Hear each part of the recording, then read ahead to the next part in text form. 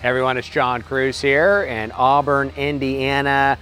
Cruise auctions and Labor Day auctions coming up, and we're going to have a great selection of full classics or pre-war American cars, including from the same collection these Pierce Arrows. Of course, Pierce, one of the 3 Ps of the early days, and these 2 cars are exceptional examples. We've got the 31 Model 42 Phaeton and a one-off 1933 Daytona.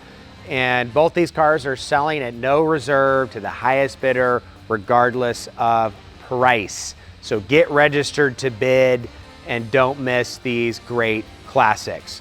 Wonderful history and restoration. Both of these cars have belonged to some great collections, have been well cared for, and are really unique, especially the Daytona. So we invite you to learn more about these cars. No reserve to the highest bidder. Get registered to bid today at cruiseauctions.com. We'll see you at the auction.